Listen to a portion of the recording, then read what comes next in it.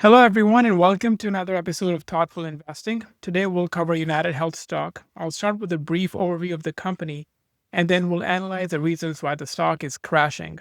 I'll share my take on each issue the company is facing, then do a valuation of the business based on the fundamentals, and then finally share with you my view of the company. So, with that, let's get started. The stock, as you can see, is getting absolutely crushed. It is down 40% year to date and 60% from its peak. This is easily one of the worst declines the company has ever seen. So, where do we go from here? Let's first start by analyzing the company. UnitedHealth Group has two business units, both of which are joined at the hip. The first is United Healthcare Insurance. This is the largest insurance company in the US and probably the world, and serves about 50 million Americans. The other side is Optum, which is divided into three units. Optum Health, which runs clinics, urgent care centers, surgery centers, and even provides virtual care. Then you move on to Optum Insight, which provides admin, clinical, and payment solutions based on data and analytics. And then finally, you have Optum Rx, which is a pharmacy benefits manager. It is a middleman between the drug companies that make the drug, the pharmacies which provide it, and the insurance companies which cover it. As you can see from this, United Healthcare is deeply embedded into the entire healthcare system in the US. This integrated model, along with its scale and size and data and analytics, are the key competitive advantages this business enjoys. So let's dive a little bit deeper. If you look at revenue by segment, United Healthcare, which is the insurance side of the business, is about more than half of the total revenues, followed by Optum Rx, which is the pharmacy benefits manager, Optum Health, and then Optum Insight. If you look at the operating margin, you will see that United Healthcare is a bit lower in margin than Optum Health and Optum Insight. In fact, more than half of the profit really comes from the Optum side of the business. If you look at market position, United Health is clearly the leader at 15% of the total market share, followed by Elevance, CVS, Cigna, Humana, Kaiser, all very familiar names. You can see that this is an industry where the existing players are deeply entrenched, and that often happens in industries where you have a high level of regulation, which stops other newer players from coming in. Now, if you look at the revenue growth of United Health, really pretty good record, more than doubled the revenue over the past 10 years, about 11% revenue CAGR year on year for the last 10 years, so nothing to complain here. The total revenues is $400 billion, which is a huge number. In terms of returns, the return on capital, assets, and equity, they're also pretty good, except last year where they all nosedived, and we will talk about the reason for that in a later part of the video. If you look at the EPS, that also has climbed along with revenues until last year, which is something that we're going to discuss in short order. And then finally, in terms of liquidity and solvency, it's A-rated by the rating agencies. So basically, it means that there is very little risk, if any, of bankruptcy.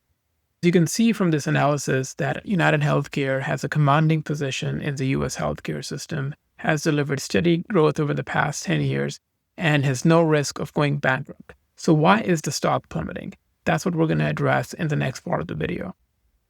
So why is the stock down? It really is a combination of reasons, starting off with the Department of Justice criminal probe, the surging medical costs, the leadership shakeup with the CEO having recently left, the withdrawal of guidance, which really sent shockwaves through the analyst community, and then just general reputational headwinds like bad media coverage and headlines.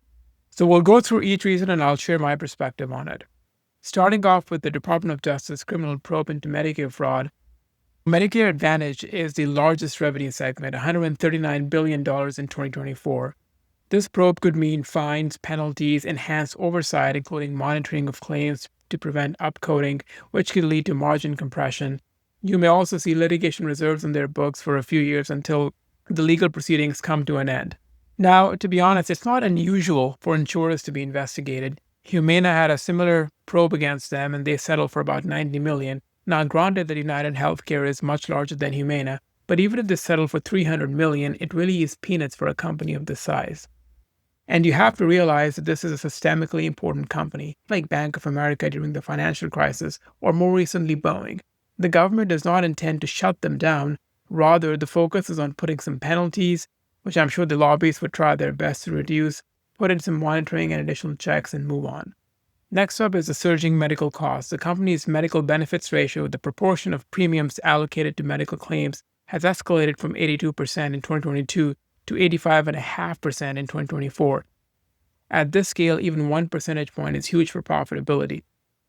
Now, what really drove this was that many individuals put off elective surgeries during COVID, and now there's a catch-up period. And with that, the net profit margin shrank from 6.2% to 3.6% during the same time frame.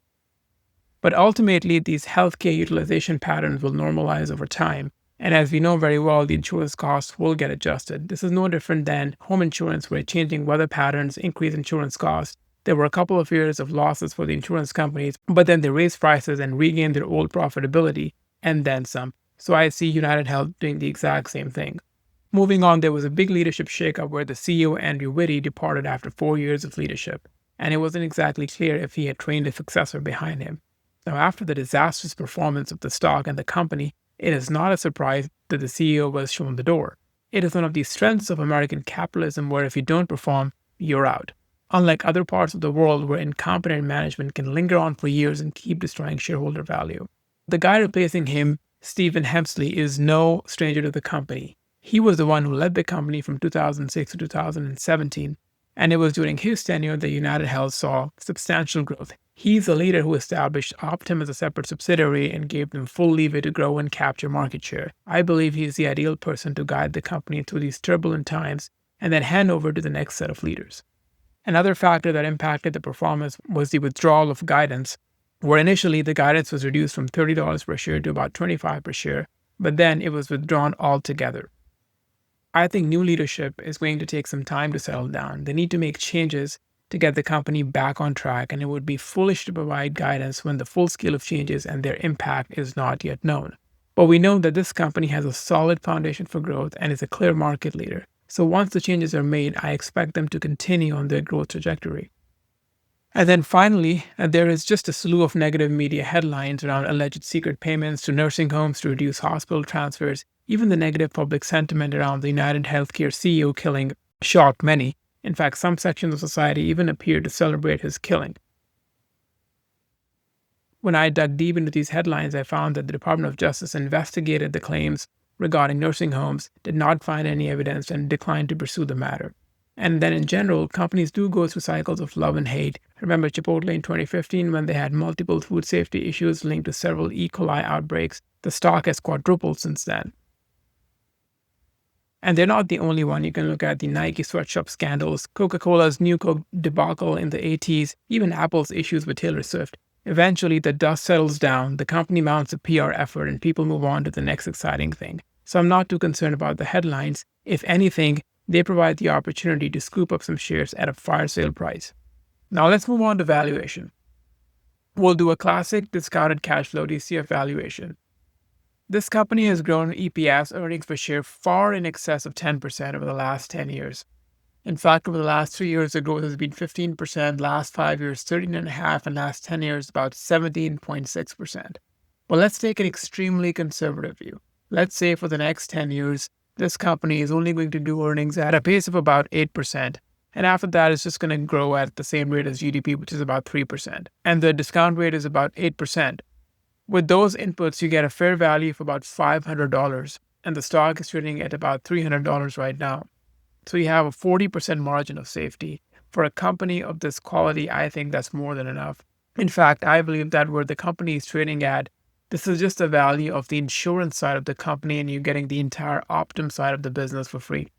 So if you have the patience to hold on to it for the next 2 to 3 years, this might just be the stock for you. This is a classic high uncertainty but low risk opportunity. That brings us to the end. If you like the video, please hit subscribe. And if there's any other company that you'd like me to cover, please let me know in the comment section. Thank you all for watching. I'll see you in the next video.